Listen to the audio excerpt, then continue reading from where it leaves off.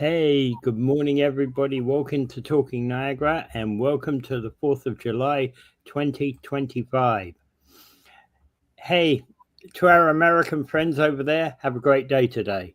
And especially if you're over here, have an even greater day. We'll show you all the best of 4th of July.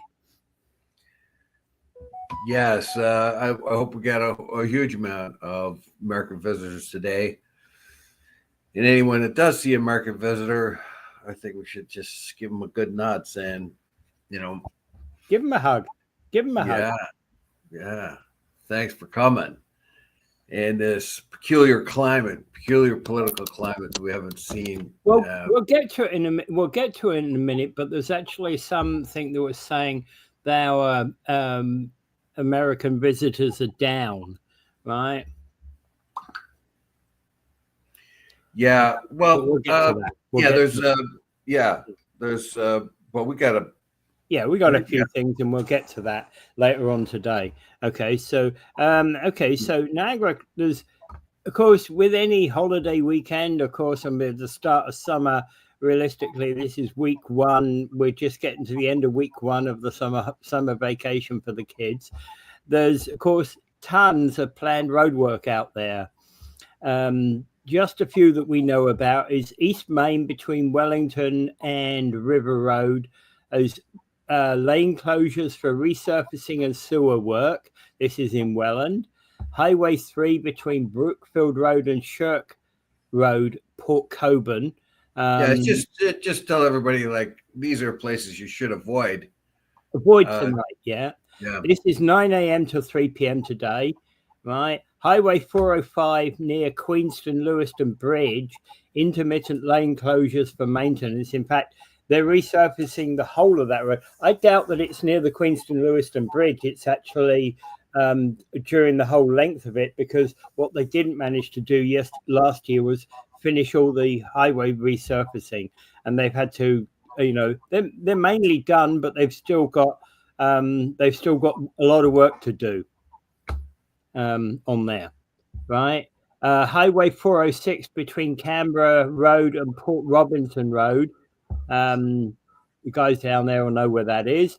Ongoing road work lane restrictions. They've been going for quite some time. I know, because I went down there a while back.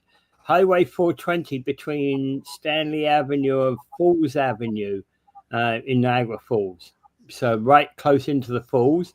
Lane closures for resurfacing and bridge maintenance, right? Highway 58, Thorold Tunnel north westbound lanes.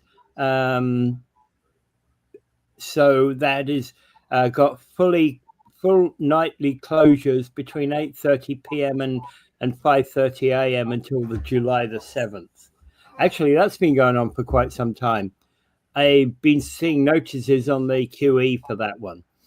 QE between Bronte and Oakville and East Mall, Toronto bound.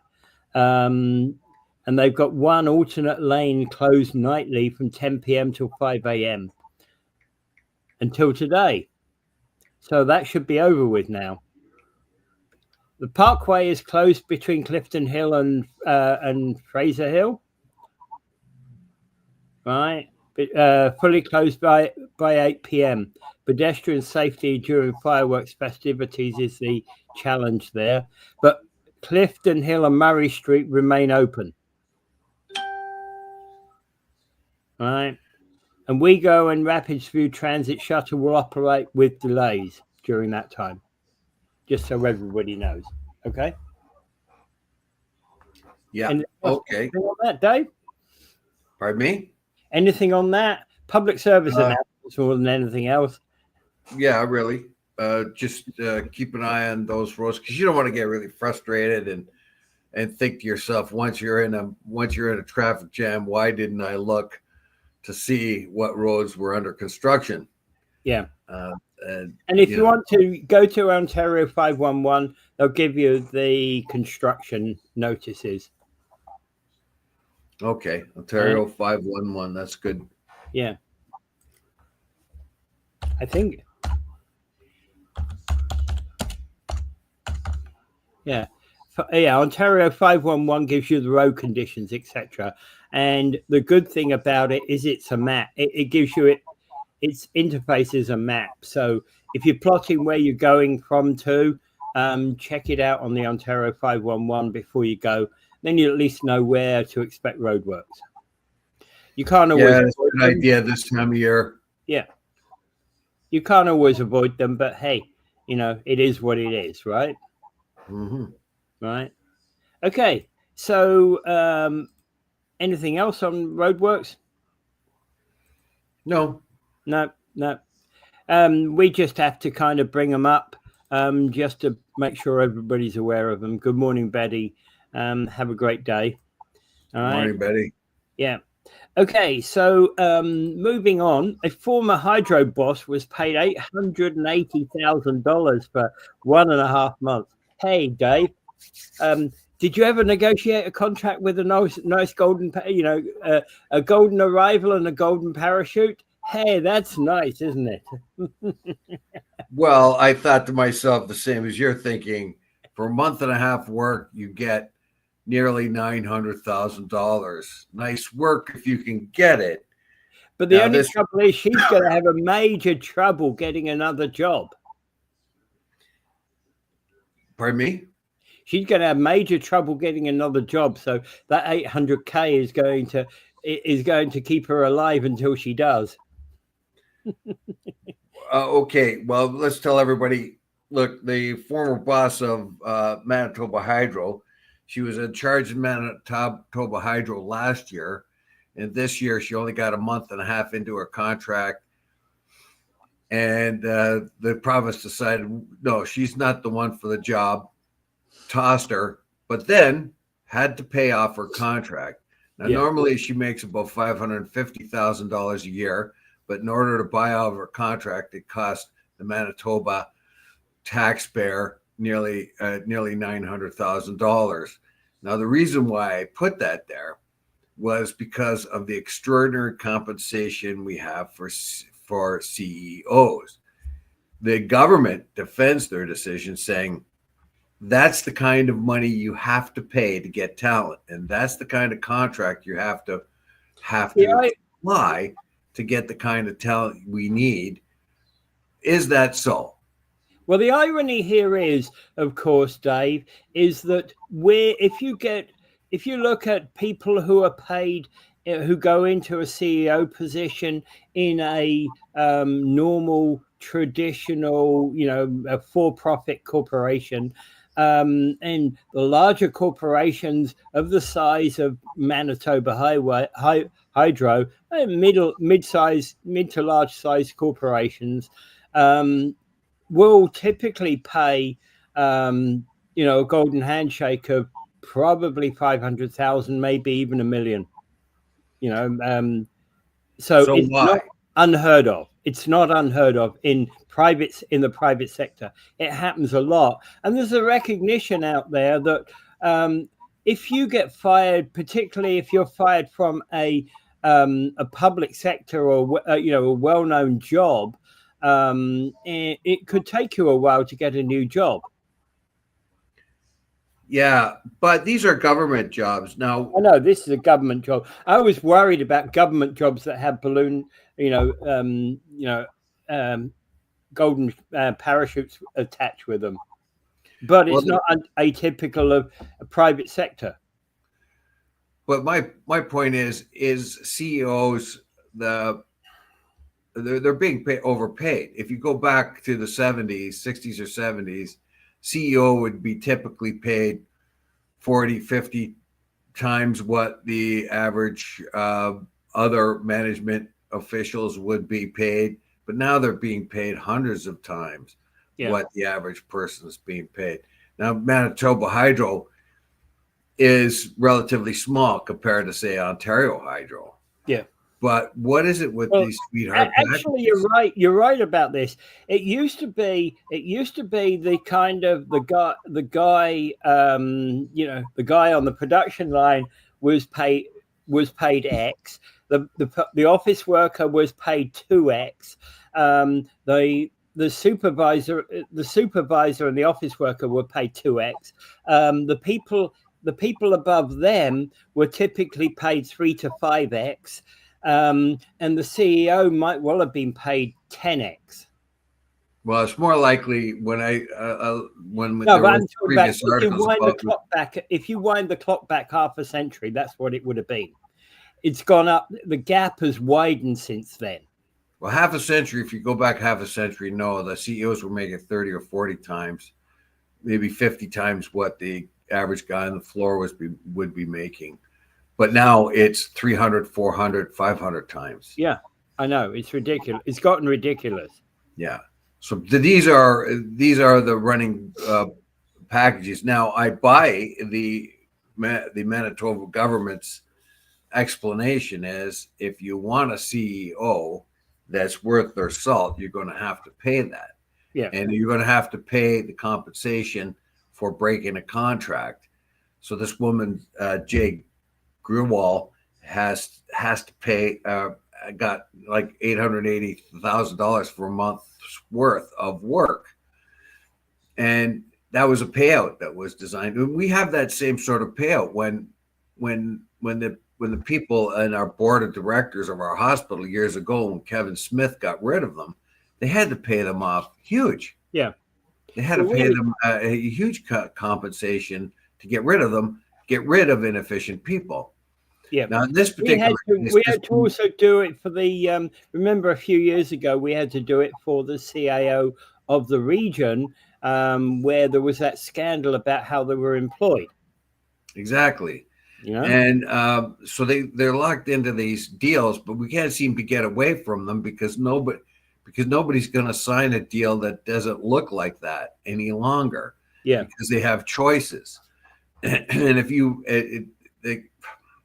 we're kind of stuck between a rock and a hard place. If you want experienced CEOs, you're going to have to compensate them, and you're going to have to compensate them with a contract that says if you get rid of me, you got to pay me off. And that was and so that's a huge drain on the government. And I'd like to bring up the CEO of CBC was Catherine Tate for a couple of years. Yeah. While CBC was losing money and they were dropping employees, they were still getting these bonuses, but they didn't say, oh, there were not bonuses. They're performance enhancement payments or something like that. In other words, they're getting a big hunk of cheese for doing bad. They're getting compensation. They're getting bonuses when the irony about this is the worst I've ever seen was actually somebody was paid, a CEO was paid to actually get rid of staff, and they were paid like, you get a bonus of 60% of that person's salary if you can get rid of them. Well, this happens in private industry too. Yeah. Oh yeah. What is really egregious here is, do you remember Stelco was having some difficulty? So the Ontario government under Harris came in and said, okay, Stelco, you can use the money that you've accumulated for retirement payments of your employees, and you can use that. Normally, you can't use that. Normally, you have to set that aside and leave it set aside. Yeah. With so there is accumulated fund for retirement, but the company gets in trouble. Then the Ontario government says, oh, well, you can use that money for investment. The very first thing they did with that money when the Ontario government let them do that was pay handsome bonuses to their staff, their CEOs. They got $10,000 each, like immediately, like $10,000 when the company was tanking, when the company was struggling, which means by implication that the CEOs were not making the right decisions to make the company prosper. And the first thing they do is get a big hunk of change, big hunk of pile of money. And the Stelco retirement fund has never been the same. Yeah. In fact, that retirement fund, I'm not saying you should, I'm not saying it should stay as a static file. It should be invested, but it should be invested in stocks and shares and properties and things that will make the retirement fund money, but not in Stelco itself, right? Well, Because that's normally, but they didn't invest in Stelco. They just took the money and re-put it into the plant under the reasoning that if we take that money, we reinvest it in the plant, and that'll help us move along. But when you just hand it over to CEOs that got your company into that mess in the first place, that tough place in the first place, that's like I said before with the CEO of CBC, and when she was being investigated, and when she's being asked, "Are you going to get bonuses again this year?" She refused to answer that, but gave them bonuses when CBC was struggling. And the decisions made, there was going to be decisions to axe the employees. Yeah.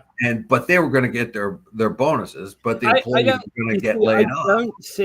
I don't see an organization like the CBC, how you can even talk about a bonus structure. And hey, I don't work there. So, for me to actually, for me to understand what a bonus structure would be, I'd have to understand how CBC operates, because normally when I've seen bonus structures in businesses, and I've got some reasonably good bonuses in my past, typically though bonuses rely upon profitability of the company. Seriously, yeah. And yet the CEOs and it's not just government, it's major industries which are putting a drag on industries. Yeah. And Mike says here, imagine fight your ass off for 50-cent rise while upper management is waking way too much, and when they do, make a living off others' knowledge and skill. Yeah, it's a problem. Yeah. Yeah. How about this? Sorry, brother, you're going to have to get laid off, you and your coworkers here, because we're not making enough money. Oh, by the way, cha-ching, I'm going to get my bonus this year. Yeah. Yeah, in fact, actually, what you talked about putting union members on the board of companies. We've also talked about. I've talked about. I think it's good management practice that when you're in a situation where things are not going well for the company, one of the best announcements that the workforce can actually hear is actually, because they're considering going on strike. And one of the best announcements they could hear is management has given up its bonuses this year and won't be receiving any bonuses. Yeah, well, that's not going to happen, because who directs spending is the CEOs. So, but you know what? Where got X amount of money here, and our profits have gone down. Oh my! Well, we'll have to compensate the CEOs because they're very sad about that. But and lay off a handful of workers and tell them they can't have their 50-cent raise. But you know where I'm coming from, and why that would be a positive statement for an organization that's going through a crisis. I don't know. They'll pat themselves on the back. They'll take care of one another. It's just like the politicians when they have a vote to raise their salaries. You don't get anyone from the NDP or anywhere else. You might get the odd one, but they're all saying, "Oh yeah, I need more money." That actually is an oddity, because in fact, there's a question. There was some in one place. The MPs couldn't raise their own wages. They could only raise they could set the wages for Parliament the next Parliament, not their own wages. Yeah, well, anyway, I thought it was important to put that out there, because there's the two sides of the story. The one is now for a CEO getting $800,000 or $880,000, it's not really that big compared to the CEOs of a lot of other companies, whether they're government or private, getting these compensations. But we hear over and over again that the CEO compensations that are putting a drag on companies. And when I was in the union, and we would go to we would have our yearly conference, and I was very often a delegate, and I would go to Toronto, and we'd have these big where we'd argue a lot and all that, but we would have guest speakers. And one year we had a guest speaker, and he showed us how a company, how to invest in a company, because we had to invest our healthcare plan money that we took, and our pension money that we took. So it was important that we invested it, that it growed. And we had a speaker one year that showed us, here's what's going on. The CEO compensation that you do not see when you look at a company. Now this I heard about this before the crash in 2008, but it reminded me of that when the crash happened. What you had was a company, and it showed us a very modest company to show us, because it was easier that way to take a small company. Yeah. So the company back then, around the year 2000, was worth $28 million, had X amount of employees, and it showed in the black. It showed that the company was in the black. But there is a lot of compensation for CEOs that are in there for long term that aren't required to be put up when the company shows how well it's doing. If you factored in the compensations that CEOs get over the years, even after they long leave the company, and then recalculate what the company's worth, you find the company way in the red, because it has obligations to CEOs and other executives that are hidden basically in the form. Yeah. So the company has to pay out compensations to CEOs and executives long left the company. And when you calculate that in, it shows that the company would have made a lot of money if it hadn't. It wouldn't be in the red if it hadn't had to pay these legacy costs that are written in by the CEOs. Yeah. And a lot of that is, this lady would have, before she took her job, she'd have probably paid out $10,000 to or more to a specialist employment lawyer to have had her contract checked, and who would have put in some negotiation points about how she can get her a better compensation, better golden parachute, etc., from this.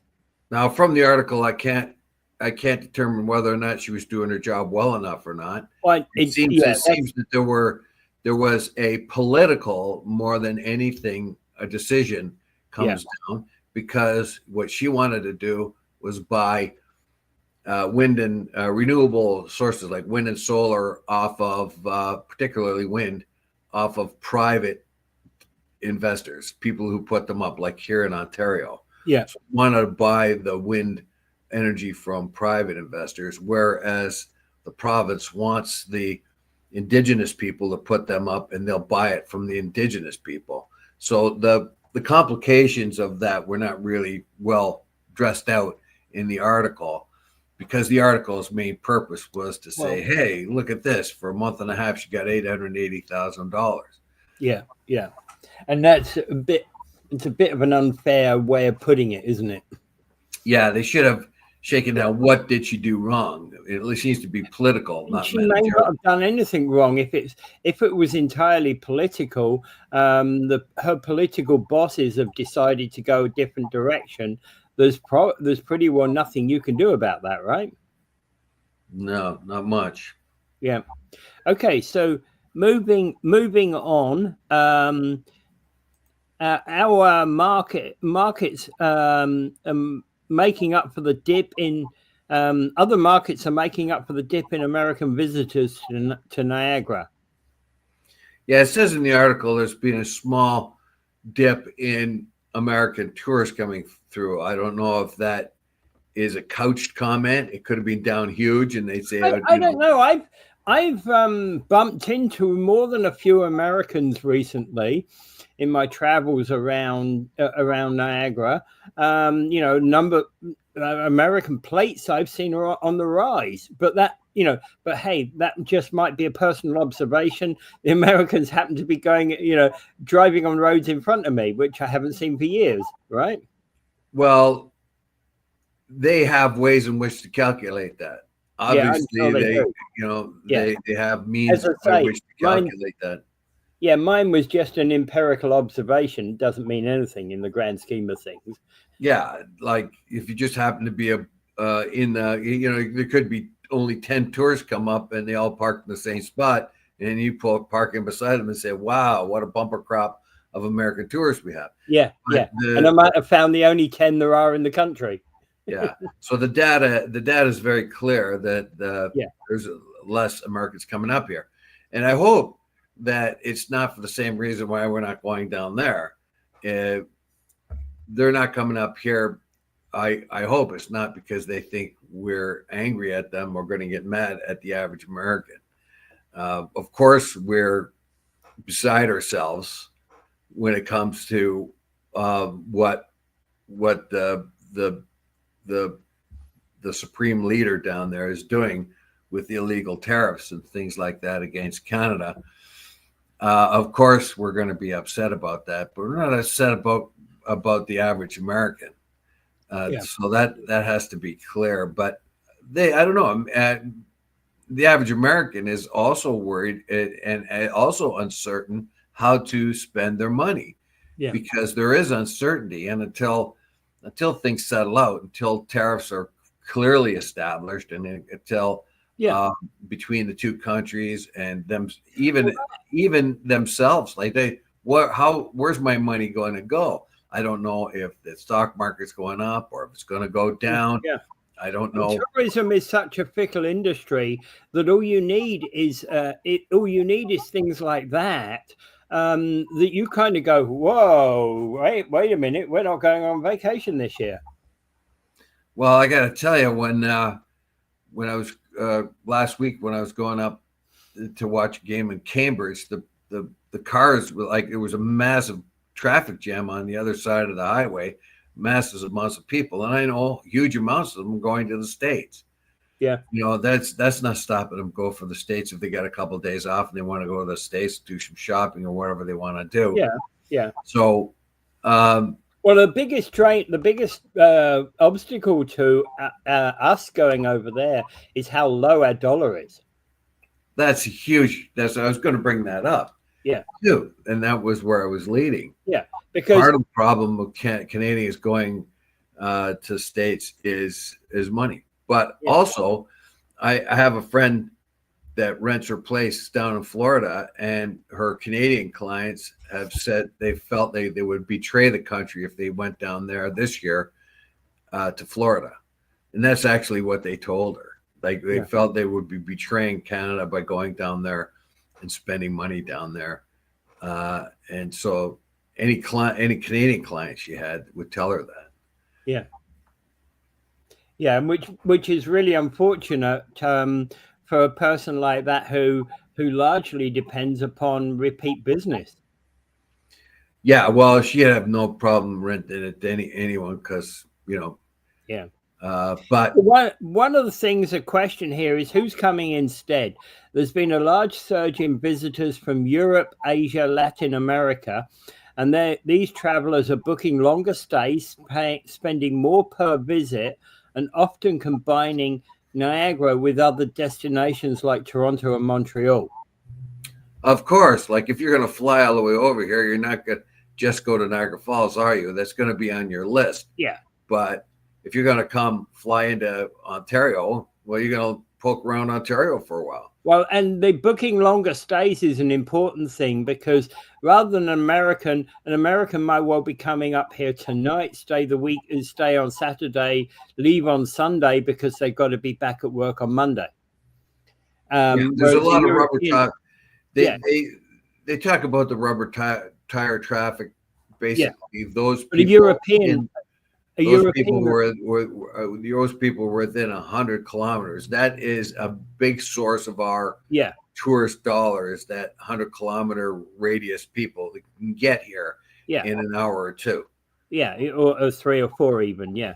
But again, what is happening if you're coming in from Europe, of course, you come in, you stay a couple of days in Toronto, you come down and you stay a couple of days in Niagara Falls, you go on to Montreal, you stay a couple of days in Montreal, etc., etc. That's where the Europeans, the Asians, and the Latin Americans are doing their tourism, right? Yeah, of course, they're doing it that way. And the irony here is that many of those people, when they, for example, my mum, when she came for she came way about 10 years before I came to Canada, and of course she was running away, but she couldn't get rid of you. 10 years later, you found her, and then she moved back to.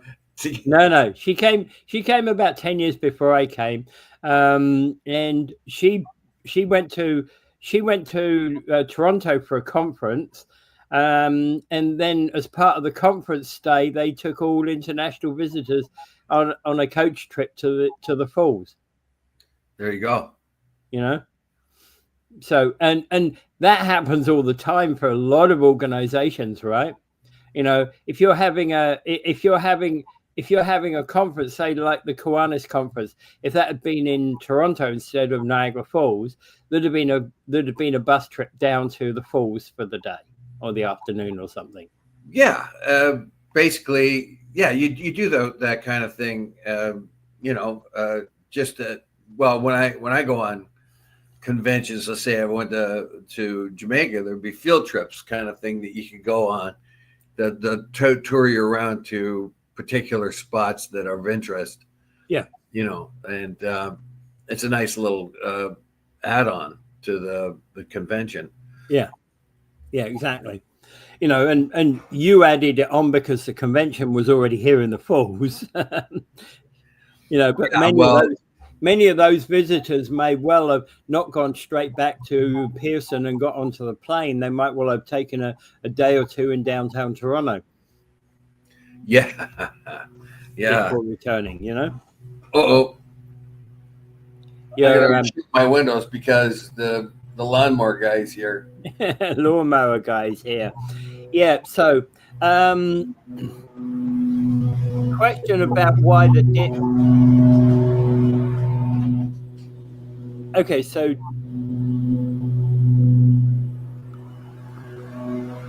still pretty loud. Yeah, it's okay. So the question, of course, about why the dip in U.S. visitors, several factors might well be believed to be contributing to this. Border crossing delays, passport issues, and getting passports has become harder. Economic uncertainty and inflation in the US may be curbing travel budgets. And in some respect, it's political tensions and perceived unfriendliness by us here in Canada. Well, America is, unfortunately, this is just not Canada. It's going to be worldwide because of what Trump is doing, particularly with his tariffs and that kind of thing. And so we find that perception more than reality. We don't hold individual Americans guilty for what Trump has been doing. No, but it's going to reduce the amount of people coming from other countries to the United States. So if we reverse that, there's less Canadians going to the United States, and there's a lot less Europeans and others going to the United States at this particular time. Yeah. And that is due to anger at the U.S. government, not the U.S. people. Yeah, exactly. But that's unfortunately for the American tourist industry, they're going to be hurting. And it's understandable, but it's also the case too. I think a lot of Europeans, just like a lot of Canadians, are uncertain, and their currencies are just not strong enough against the U.S. dollar at this particular time, and that is another factor. So if you add both of them together, you're going to get a reduced supply of tourists into the United States. Yeah. So the other question, of course, is we're adapting because we're targeting non-US markets with tailored campaigns, promoting multi-day experiences and ecotourism. Not seen that one. Okay. Highlighting cultural festivals and culinary tourism. Yeah, that's a good idea. And there is also one that I think that I wish they would do a bit more of, is like museum tourism. Well, I think it would be nice to have a lot of Canadian and American soldiers around. During the 100-year anniversary of the War of 1812, you had a lot of local guys dressed up as American or British. 200th anniversary. 200-year anniversary. They were dressed up as American and British soldiers. That is integral to the history of this area. There were, I think, about 60% of the war happened, of the whole 1812 war happened in Ontario. In particularly in the Niagara Peninsula. Yeah. So it's important to this country's history. If we hadn't won that war, or at least pushed Americans out when they invaded, we wouldn't be in a country right now. In fact, the Americans had all the wherewithal to take Canada at the time, and it was only because of stiff resistance that they didn't take it. So this was the last conflict between the two countries, last military conflict, and I think it's very important to both the Americans and Canadians, their history, and I think that would thrill the Americans to bits to have a bunch of redcoats shooting at a bunch of bluecoats. Well, the irony here is I saw there was a documentary about these people going on in Niagara on the Lake and what they were doing, and it was interesting. They were talking to some of the participants about this, and this was an American guy who's like, "Yep, I love to be up here, and I always play a redcoat." Right. Well, and there was Canadians on the other side. He's like, "No, I always play the American troops." Yeah, well, I remember my son was working for the parks at the time, so he was one of the ones in a blue coat or a red coat. He said he liked the American uniform better, not the whole thing, just the hat. The Americans had more comfortable hats, so if you had to wear a hat all day long, it was better that he was dressed up as an American soldier. Well, yeah, well, little things like that, and the thing is that, hey, these dress ups are just an act for helping people understand what was going on. Nobody dies. It's not like a real battle. Nobody dies. Oh, I didn't know that. It's not like a real battle, and it's here for a bit of fun. So who plays what doesn't really matter. Yeah, I think I'm on the winning side. It was just important, and you know what? We can really butter up our American friends, but if we have a reenactment, all the redcoats could die, and the Americans will come back the next day. Did you see them? We'll get them a whooping. Do not forget the first Canadian setting where Americans still true to basically what in the United States during the Revolution, it wasn't a unanimous thing. 1/3 were for to have the colonies join together and become free. 1/3 were loyalists. Now, this is including Benjamin Franklin's kid. Benjamin Franklin was an instigator for independence, but his kid was not. His kid was loyal to the Brits, right? Our very first Governor General was an American loyal to the Brits, and he was an Empire loyalist to come up here. And one of the reasons why he was loyal to the British, because he felt that abolition would come faster with the British, and of course he brought his abolitionist ideas up here. So there's a lot of very interesting reasons why. Yeah. By once, and so it was 1/3 for, 1/3 against, and 1/3 too poor to even care one way or the other. Yeah, yeah. So we got a lot of.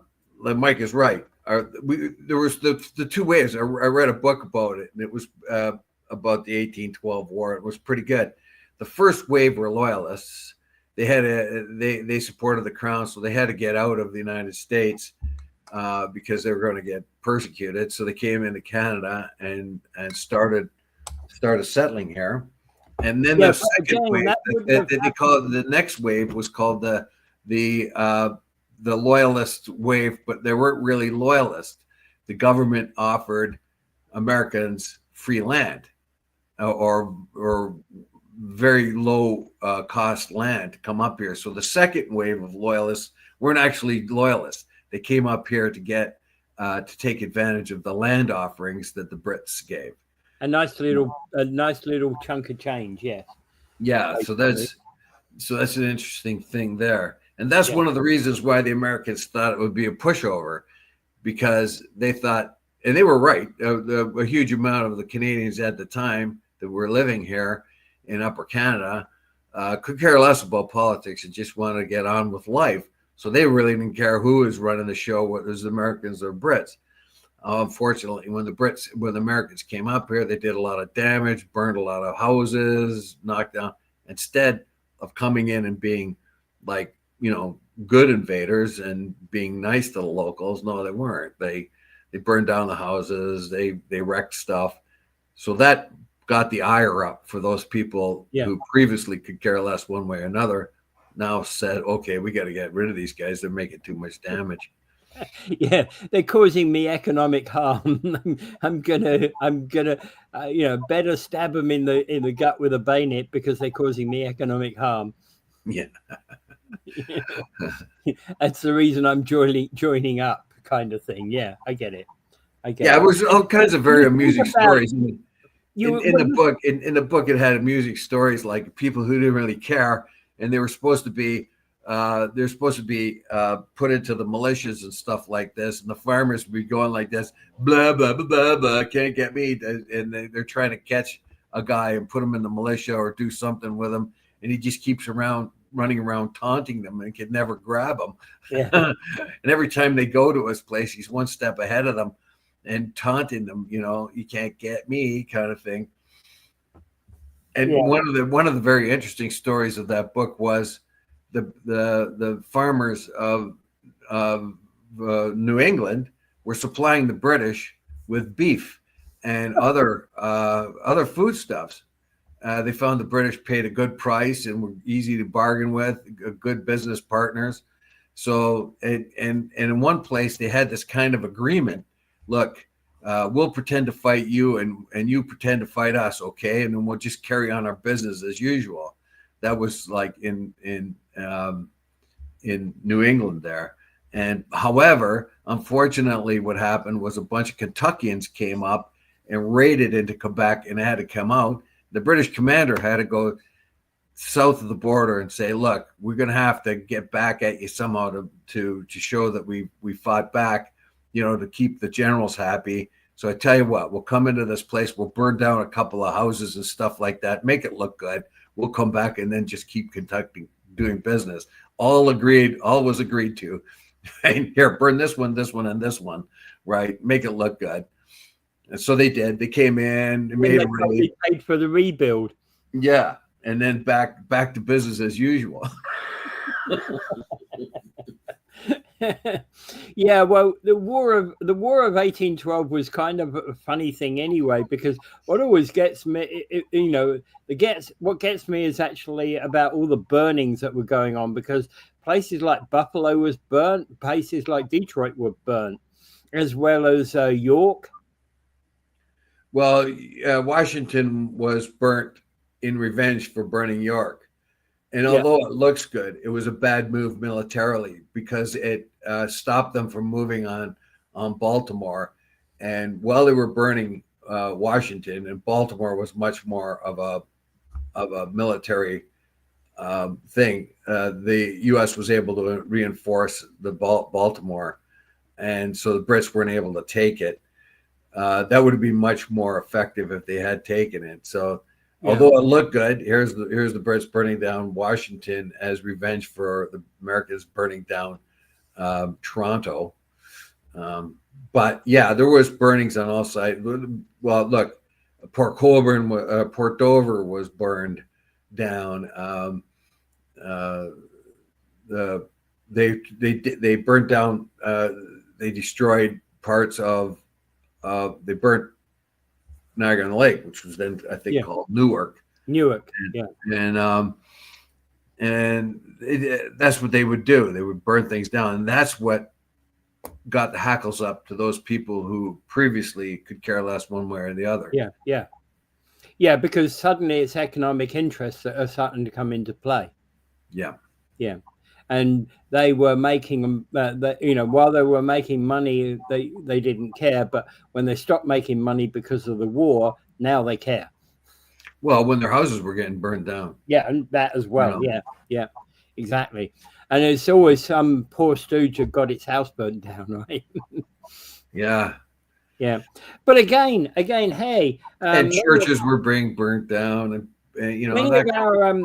many of our tourists that are here could go to Niagara on the Lake, and they can learn, or they can go to Lundy's Lane, and they can learn about the history of the War of 1812 as part of their tourist trip. I suppose so. But anyway, but mostly that's a growing thing.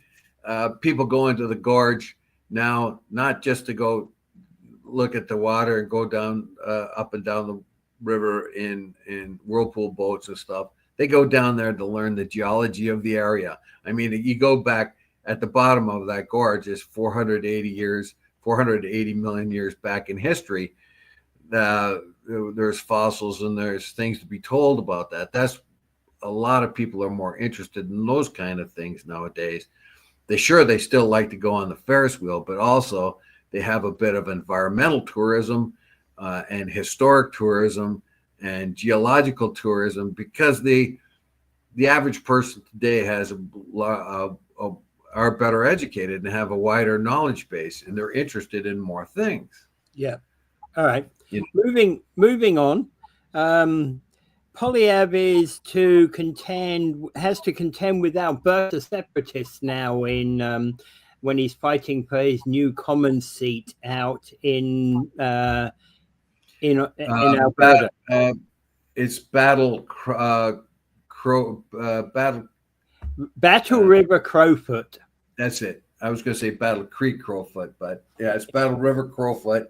That's the riding that he's going for.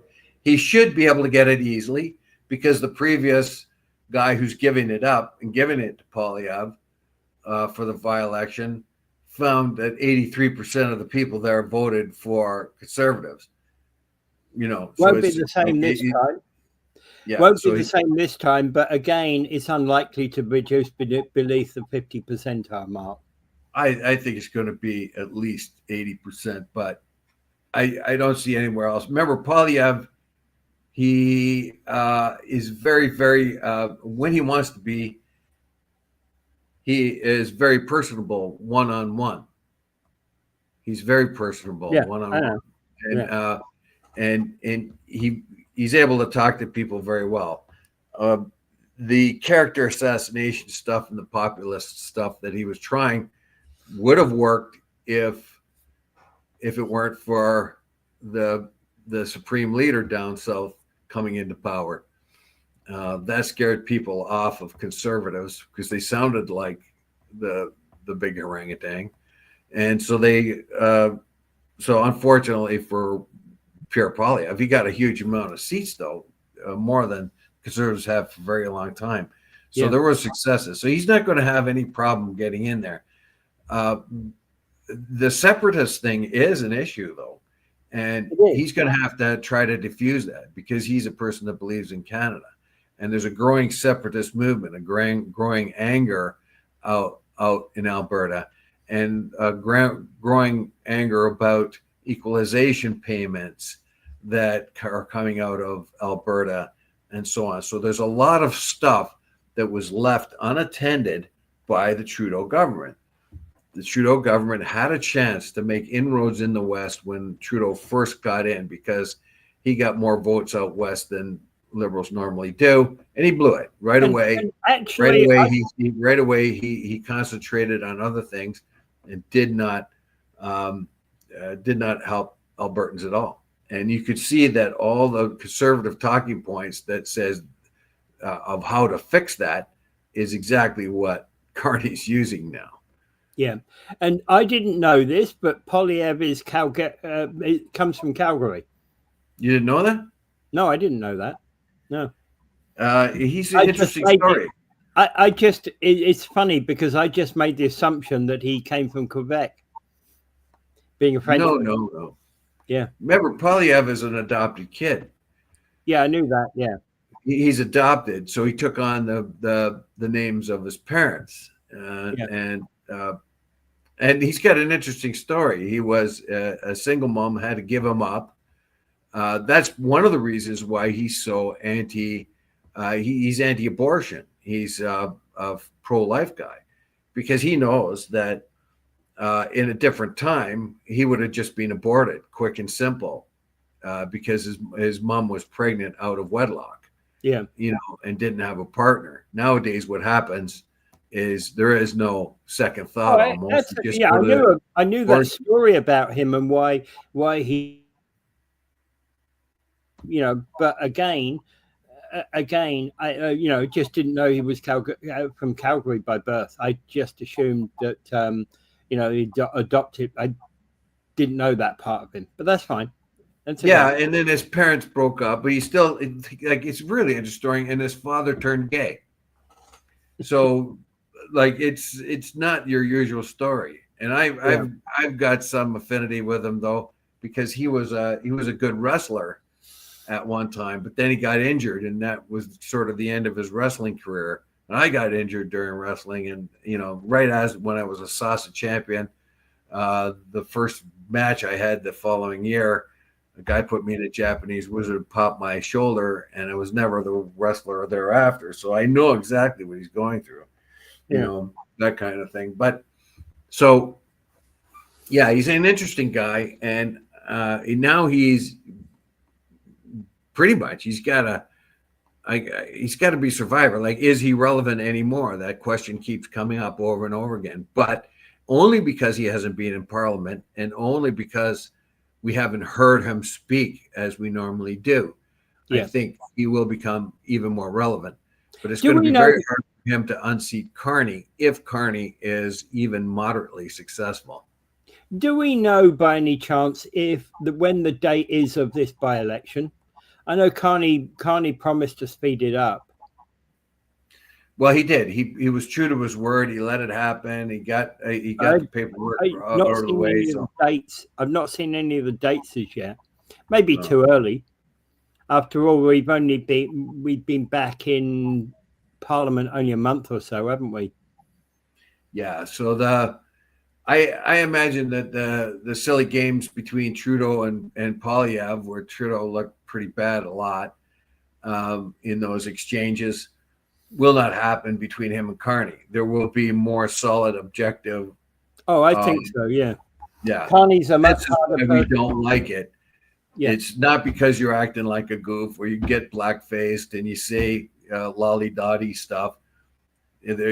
That's going to be out. It's going to be Polyev's going to bring up, we don't like this because of this, or this is a good bill, but it doesn't go far enough. That kind of thing that we're used to. Yeah. Yeah. So, anyway, so I don't yet know what the date of the by-election is. No, but it's going to be soon. I mean, he's campaigning. He was campaigning even before it was settled, because he knew that Carney was going to follow up with his promise. Yeah. But the thing is, what they're saying here is Jeffrey Rath, who's the leader of the Alberta Prosperity Project, who's an independence person, might well be getting us support as high as 30%.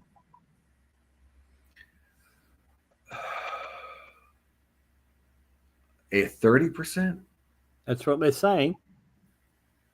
Jeffrey Rath, leader of the is a recent poll found support at about 30%.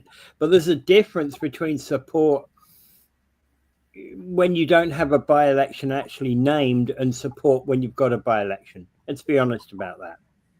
And the support may come from outside of that constituency anyway. Look, the article was about peculiarities that are happening in Alberta because they have been ignored for so long. And so this has brought up a rise in those who want to become separate and those who want to join the United States. Oddly enough, one of the Indigenous spokespersons there have floated the idea of just joining the United States. That's their idea. They think they would become more prosperous if they join the United States. So there's that.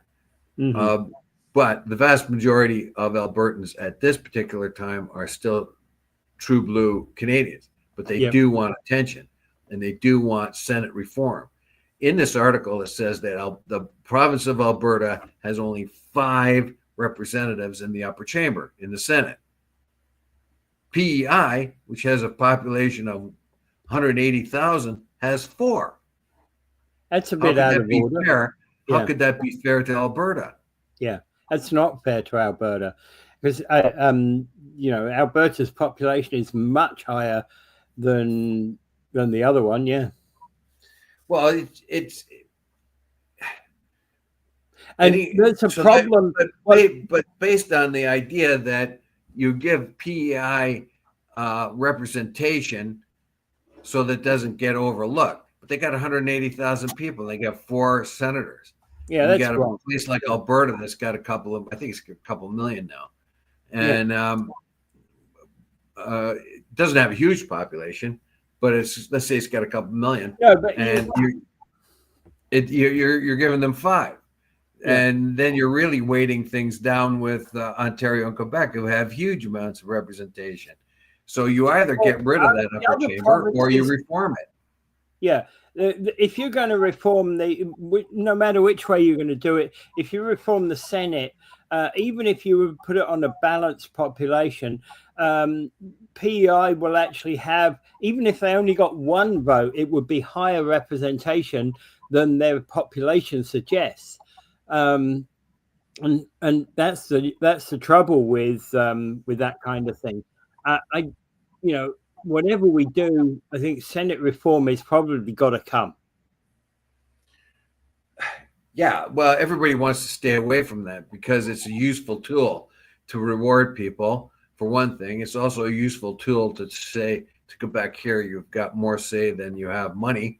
Here you go. That keeps you quiet. So I think the Senate should be just either completely eliminated or elected, or some kind of reform has to be put in place. That's what I support is election of it. Well, we don't have a Senate here in Ontario. Is it really infringing us in any way? Because we don't have it on the province. No province has Senate. I think some of them used to. I don't believe they do anymore, though. No, none do. Yeah. So why, if the province doesn't need them, why does the nation need them?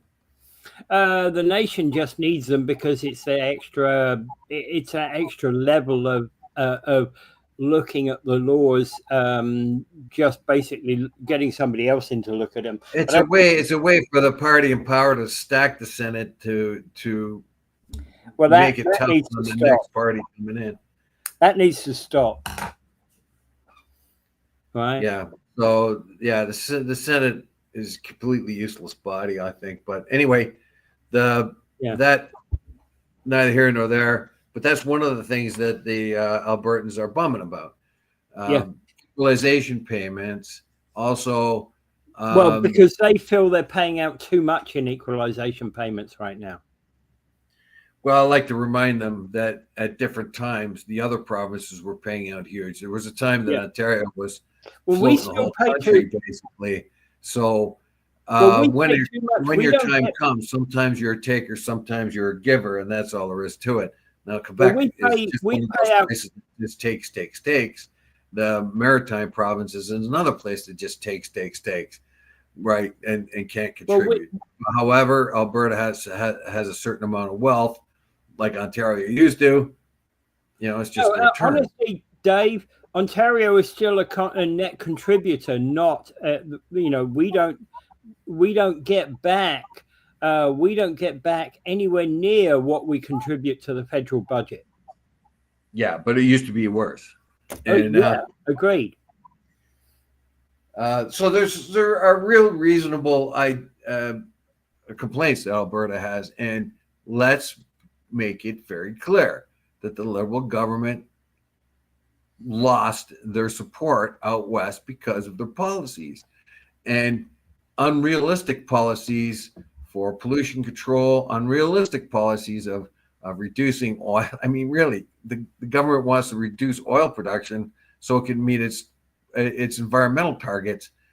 Well, that doesn't do the world any good because the world still needs that oil. And if they don't buy it from Canada, they'll buy it from somewhere else. So it just doesn't make sense. Yeah. So it's very, very odd watching the Liberal government now behaving like a conservative government when it was really off the shelf prior to that. But anyway, that either we're at the end of our time here anyway. Yeah. So let's wish luck to Poilievre and all the other candidates. Hats off to the conservative candidate that gave up his riding for the leader. And I think Poilievre, I hope that Poilievre has evolved into a better leader and stays away from that populist stuff. Yeah. Oddly enough, he's fighting the populist stuff now in the populist separatist movement in Alberta, whereas he used to be the populist in the federal government. Now he's going to have to sort of seem like he's not. He's got to go the other way because the populism of separatism, he's going to have to fight that. Yeah, so Mike is saying we need to abolish the Senate and we need constitutional reform. I believe we do need the constitutional reform. I believe the Senate needs to be there. I think it has checks. It's part of checks and balances, but it needs to be created in a different way. It shouldn't be there as a giveaway for, thank you for your superb career, Mr. Trudeau.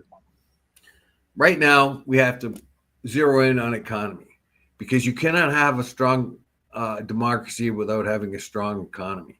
Yeah. And that, I think, will trump all, not to use the bad word, the 5-letter word, Trump. To trump all other things is the economy. And the best way to get Alberta back into the fold is pay them the attention they have deserved and have been ignored. And that's what Carney seems to be doing. And that's going to be the road back for Canada. Is going to be just good, sound business decisions in the economy. And that's what's going to turn the country around. Yeah. It's not fluffing stuff. Yeah, exactly. All right. So I think we can kind of leave it there. Okay.